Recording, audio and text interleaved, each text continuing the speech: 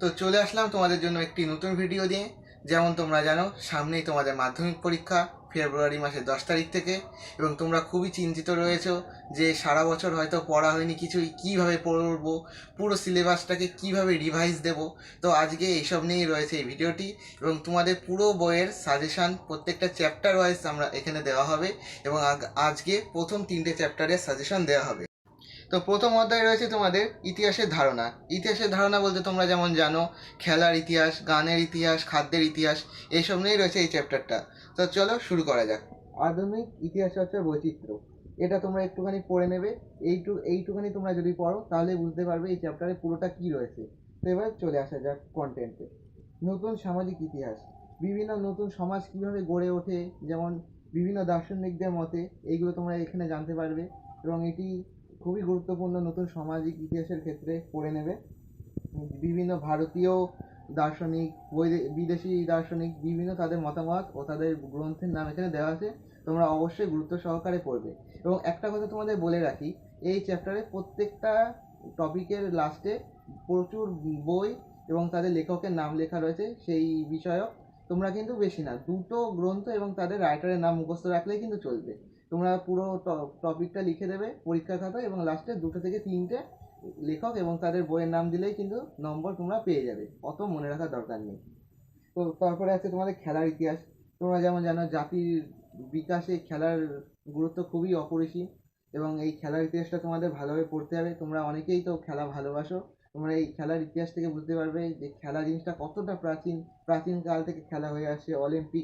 Olympic, তারপরে ডব্লিউসিসি cricket, এগুলো তোমরা জানতে পারবে, এবং তাদের লেখক সম্পর্কে কিছুটা ধারণা পাবে, এবং তাদের লেখা এবং তাদের যেগুলো রয়েছে বিভিন্ন গ্রন্থ, তাদের নাম পড়বে।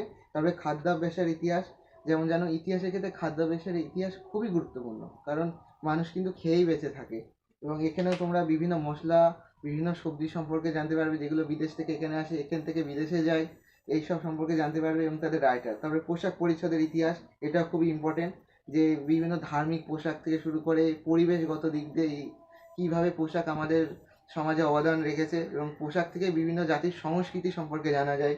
তারপর আছে শিল্পর ইতিহাস, সঙ্গীত, নৃত্য, নাটক, চলচ্চিত্র সঙ্গীতের ইতিহাস রয়েছে, যেগুলো তোমরা জানবে। ভারতের বিভিন্ন প্রাচীন সঙ্গীত কীভাবে হতো, বা কারা বিভিন্ন সঙ্গীত কোন দেশ থেকে এসছে, এগুলো তোমরা জানতে পারবে। তারপরে নৃত্যের ইতিহাস, নাটক তো তোমরা বিভিন্ন জানো, আমাদের নাট্যকার আছে বিভিন্ন, আমাদের বড় বড় নাটককার মধুসূদন দত্ত, গিরিশচন্দ্র ঘোষ, রবীন্দ্রনাথ ঠাকুর, তাদের নাটকগুলো কেমন আমাদের সমৃদ্ধ করেছে। এবং তারপরে রয়েছে স্থাপত্যের চলচ্চিত্র রয়েছে, যেমন চলচ্চিত্র তোমরা জানো, সত্যজিৎ রায়, ঋত্বিক ঘটক, তাদের হাত ধরে কীভাবে আমাদের বাংলা জগৎ বা তথা ভারতে চলচ্চিত্রের বিকাশ ঘটেছে। তারপর স্থাপত্যের ইতিহাস, যেমন আমাদের প্রাচীন মন্দির, যেমন তাজমহল, এগুলো বিভিন্ন স্থাপত্য আছে, তাদের ইতিহাস রয়েছে এখানে। তারপরে দৃশ্যশিল্পের ইতিহাস, ছবি আঁকা ও ফটোগ্রাফ। তোমরা জানো মুঘল যুগ বলো আর মৌর্য যুগ বলো, সব কিছুতেই ছবি আঁকার গুরুত্বপূর্ণ অবদান আছে, এবং তাদের একটা কদর রয়েছে। এবং তারপরে যখন ক্যামেরা আবিষ্কার হলো, ক্যামেরা দ্বারা তোলা ছবিরও কিন্তু প্রচুর গুরুত্ব, আর বর্তমানেও কিন্তু এই ক্যামেরার ছবি দিয়ে আমরা বিভিন্ন জিনিসের প্রমাণ পাই, বা অনেক কিছুই গুরুত্বপূর্ণ। তারপরে আছে যানবাহন যোগাযোগ ব্যবস্থা, যেমন তোমরা জানো প্রাচীনকালে মানুষ পায়ে হেঁটে, তারপরে ঘোড়ার গাড়ি, ধীরে ধীরে মোটর গাড়ি, বর্তমানে এরোপ্লেন, রকেট, এইসব সম্পর্কে এখানে রয়েছে পরপর, এবং তোমরা এখান থেকে প্রচুর নিজেরাও নলেজ বাড়বে তোমাদের। তারপরে স্থানীয় ইতিহাস, যেমন জানো স্থানীয় ইতিহাস বলতে একটা শহরের ইতিহাস বা অথবা একটা রাজ্যের ইতিহাস, সেখানে জীবনযাত্রা কেমন ছিল, এই সবই হলো স্থানীয় ইতিহাস। তারপর আছে শহরের ইতিহাস বলতে একটা শহরে কিভাবে জনবসতি গড়ে ওঠে, তাদের শিল্প, সাহিত্য ইত্যাদি। তারপরে সামরিক ইতিহাস, যেমন জানো প্রাচীনকালে লাঠি বা পাথর দিয়ে যুদ্ধ করা হতো, তারপরে ঢাল তরোয়াল, বর্তমানে কামান, ট্যাঙ্ক, বন্দুক, বিভিন্ন জিনিস দিয়ে যুদ্ধ করা হয়। তারপরে পরিবেশের ইতিহাসে কিভাবে মানে পরিবেশ বাঁচাও আন্দোলনগুলো গড়ে ওঠে, এগুলো তোমরা জানতে পারবে। বিজ্ঞান, প্রযুক্তি, চিকিৎসা বিজ্ঞান, এইগুলো অবশ্যই পড়া দরকার। তারপরে নারী ইতিহাসটা খুবই গুরুত্বপূর্ণ। তারপরে রয়েছে আত্মকথা, স্মৃতিকথা, সরকারি নথিপত্র, এগুলো। আত্মজীবনের স্মৃতিকথার মধ্যে গুরুত্বপূর্ণ আছে বিপিন চন্দ্র পালের 70 বৎসর, রবীন্দ্রনাথ ঠাকুরের জীবন স্মৃতি, জীবনের ঝরাপাতা, সারদা দেবী চৌধুরানীর। তো এরপরে আছে দুটো সাময়িক পত্র, বঙ্গদর্শন ও সোমপ্রকাশ, এগুলো কিন্তু খুবই ইম্পর্টেন্ট। আর শেষে আছে ইতিহাস, তথ্য সংগ্রহে ইন্টারনেট ব্যবহার, সুবিধা অসুবিধা, এটাও কিন্তু ভালোভাবে পড়তে হবে।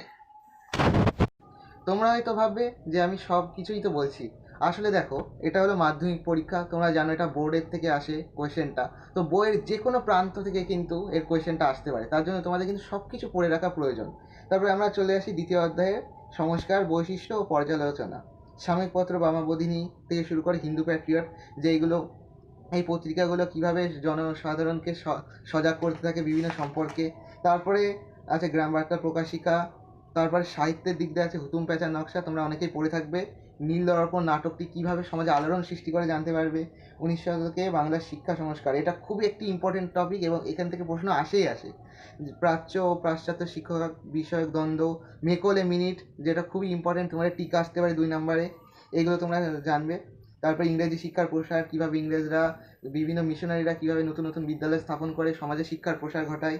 তারপরে নারী শিক্ষা ও ঈশ্বরচন্দ্র বিদ্যাসাগর, তোমরা জানো যে ঈশ্বরচন্দ্র বিদ্যাসাগর নারী শিক্ষার প্রসার ঘটিয়েছিলেন, তোমরা এখানে বিস্তারিত জানতে পারবে। এবং কলকাতা মেডিকেল কলেজ এবং এই যেমন কলকাতা বিশ্ববিদ্যালয়, এগুলো তোমাদের পড়তে হবে। পাশ্চাত্য শিক্ষা বিষয়, রাজা রামমোহন রায়, রাধাকান্ত দেবের ভূমিকা। তারপরে ডেভিড হিয়ার ও জন এলিয়টের ভূমিকা, যেমন বিটন সাহেব, যে মানে বেথুন স্কুল এখন বলা হয় সেটা। তারপরে চিকিৎসাবিদ্যার ইতিহাস, মধুসূদন গুপ্তের একটা ছোট্ট টিকা আছে। তারপরে এদিকে আছে ব্রহ্ম সমাজ। ব্রহ্ম সমাজ সম্পর্কে তোমাদের বিস্তারিত জানতে হবে, কিভাবে তাদের উত্থান ঘটে এবং তাদের কিভাবে বিভিন্ন গোষ্ঠীতে তারা ভাগ হয়ে গিয়ে তাদের পতন ঘটে যায়, এগুলো তোমাদের অবশ্যই জানতে হবে প্রথম থেকে শেষ পর্যন্ত, এটা কিন্তু তোমাদের আসতে পারে। তারপর আছে সতীদাহ প্রথা বিরোধী আন্দোলন, তোমরা যেমন জানো সতীদাহ প্রথা রাজা রামমোহন রায় লর্ড উইলিয়াম বেন্টিংয়ের সাহায্যে রোধ করেছিলেন। তারপরে নব্য বঙ্গ গোষ্ঠী উদ্যোগ, ডিরোজিও এবং তার ছাত্রদের মতাদর্শ। তারপরে রয়েছে হাজী মোহাম্মদ মহসিন, যে কীভাবে তিনি তার সর্বস্ব দান করে মুসলিমদের শিক্ষায় সহায়তা করেন। তারপরে বিধবা বিবাহ আন্দোলন আছে ঈশ্বরচন্দ্র বিদ্যাসাগরের, তারপরে তার বিভিন্ন অবদান, এগুলো জানতে পারবে। তারপরে আছে রামকৃষ্ণের সর্বধর্ম সমন্বয়ক, যেমন তিনি বলেছিলেন যত মত তত পথ, এটা তোমরা জানতে পারবে এখানে বিস্তারিতভাবে, তার বিভিন্ন পর্যালোচনা, তার দার্শনিক মতামত। তারপরে আছে স্বামী বিবেকানন্দর ধর্ম সংস্কারের অভিমুখ নব্য বেদান্ত, এখানে তোমরা স্বামী বিবেকানন্দের মতামত সম্পর্কে জানতে পারবে। তারপর আছে লালন ফকির বা লালন সাঁই, তার জীবনী, তিনি কীভাবে ধর্ম সমন্বয়ক ছিলেন, তোমরা অবশ্যই এটা পড়বে। বাংলার নবজাগরণ ও 19 শতকে বাংলা নবজাগরণ বিতর্ক, এইগুলো পড়বে, বাট এটা ততটা ইম্পর্টেন্ট না। তো তৃতীয় অধ্যায় রয়েছে তোমাদের প্রতিরোধ ও বিদ্রোহ, বৈশিষ্ট্য এবং বিশ্লেষণ। তো এই চ্যাপ্টারের প্রথম পেজটা পড়লেই তোমরা বিদ্রোহ, অভ্যুত্থান, বিপ্লব সম্পর্কে তোমরা বিস্তারিত জানতে পারবে এবং সেইগুলোর তফাৎটা তোমরা বুঝতে পারবে। কৃষক ও উপজাতি বিদ্রোহ, যেমন ব্রিটিশ শাসন দেশে আসার পরে বিভিন্ন সময় বিভিন্ন জাতিরা যে বিদ্রোহ গড়ে তুলেছিল ব্রিটিশদের বিরুদ্ধে, এখানে সেইগুলোই আছে। উপনিবেশিক অরণ্য আইন, এটা তোমাদের পড়তে হবে, এটা খুবই ইম্পর্টেন্ট। যেমন অরণ্য আইনের দ্বারা কিভাবে কৃষকদের অথবা গরিব যারা অরণ্য থেকে সম্পদ আরোহণ করে নিজেদের জীবিকা নির্বাহ করতো, কিভাবে তাদের উৎখাত করা হয়, এগুলো তোমরা জানতে পারবে। রংপুর বিদ্রোহ একটা 2 নম্বরের টিকা তোমাদের আসতে পারে। চুয়ার বিদ্রোহ, তারপরে কোল বিদ্রোহ, তারপরে সাঁওতাল বিদ্রোহ, তারপরে এখানে তোমাদের আছে মুন্ডা বিদ্রোহ। এইগুলো তোমাদের, এই একটা কথা বলে রাখি, এই 5টা বিদ্রোহ আমি আলাদা করে বোঝালাম না, কারণ এইগুলো সাল তারিখও প্রায় সমসাময়িক, তোমরা এগুলো ভালোভাবে পড়ে নেবে। এবং এইগুলো প্রায় একই বিষয় নিয়ে এই বিদ্রোহগুলো ঘটেছিল, যে ইংরেজরা বনের অধিকার থেকে তাদের বঞ্চিত করেছিল বিভিন্ন আদিবাসীদের, এবং তারা ইংরেজদের বিরুদ্ধে যে আন্দোলন করেছিল, এইগুলোই এই বিদ্রোহগুলোর মধ্যে রয়েছে। এবং এইগুলো বেশিরভাগই বিহারের ছোটনাগপুর, চম্পারণ, এইসব অঞ্চলেই ঘটেছিল। এবং বাঙালি জমিদারদের ওখানে গিয়ে, মানে জমিদার অর্থাৎ মানে প্রভু যারা ছিল বাঙালিদের, যার মধ্যে মহাজনী কারবার চালাতো, তাদের নিঃস্ব করে দিত তাদের সুদে টাকা দিয়ে, এইগুলো এখানে মূলত রয়েছে। এবং কিছুটা আলাদা রয়েছে, এছাড়াও এদের মধ্যে তোমরা পড়তে পারবে যে এখানে কীভাবে খ্রিস্টান মিশনারিরা গিয়ে এদের ধর্মান্তরিত করতো। এবং এইগুলোর মধ্যে রয়েছে একটা কমন টপিক, যেগুলো তোমাদের অবশ্যই পড়তে হবে, প্রত্যেকটা আন্দোলনের সাল তারিখ এবং তাদের যারা নেতৃত্ব দিয়েছিল তাদের নাম কিন্তু তোমাদের অবশ্যই জানতে হবে। এছাড়াও সাঁওতাল বিদ্রোহ যেমন সিধু কানুর নাম তোমরা অবশ্যই শুনেছো, মুন্ডা বিদ্রোহ বিরসা মুন্ডা, এভাবে প্রত্যেকটা বিদ্রোহে তাদের মূল নেতাদের নাম, কেন সেই বিদ্রোহগুলো শেষে ব্যর্থ হয় এবং তাদের পরে যে প্রভাব, এইগুলো কিন্তু তোমাদের ভালোভাবে পড়তে হবে এবং এইগুলো কিন্তু মনে রাখা খুবই সহজ এবং এইভাবে তোমরা পড়ে নেবে। তারপর হচ্ছে সন্ন্যাসী ফকির বিদ্রোহ, এটাও কিন্তু পড়তে হবে, কীভাবে সন্ন্যাসী ফকির বিদ্রোহ ঘটেছিল, কেন ঘটেছিল, কারা নেতৃত্ব দিয়েছিল, এগুলো কিন্তু তোমাদের জানতে হবে। তারপর হচ্ছে বাংলায় ওয়াহাবি আন্দোলন, কীভাবে এই মুসলিমদের একটা আন্দোলন হয়েছিল সৈয়দ আহমদের নেতৃত্বে। তারপরে আছে তিতুমিরের আন্দোলন রয়েছে, বারাসাত বিদ্রোহ, এগুলো কিন্তু তোমাদের জানতে হবে।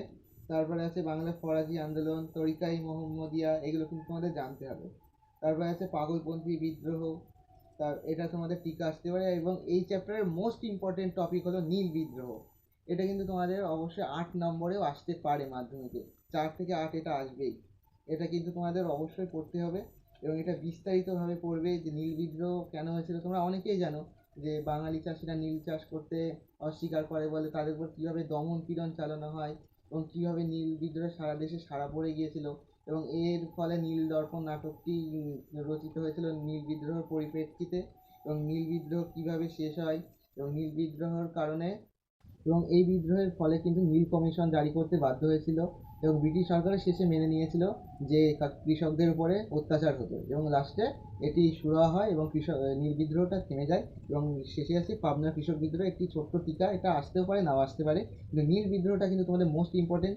তো এইভাবেই নতুন ভিডিও পাওয়ার জন্য আমার দ্য অল কানেকশন আরজি চ্যানেলটি সাবস্ক্রাইব করে রেখো এবং সাবস্ক্রাইব অবশ্যই করো, কারণ সাবস্ক্রাইব করলেই তোমরা ভিডিওটি তাড়াতাড়ি পাবে এবং তোমাদের সামনেই মাধ্যমিক পরীক্ষা। তো তোমাদের বন্ধুদের মধ্যে প্রচুর পরিমাণে ভিডিওটি শেয়ার করে দাও এবং ভালো লাগলে একটি লাইক করো এবং তোমরা নেক্সট কোন টপিক ওপর ভিডিও চাও অবশ্যই কমেন্ট করে জানিও। বাই।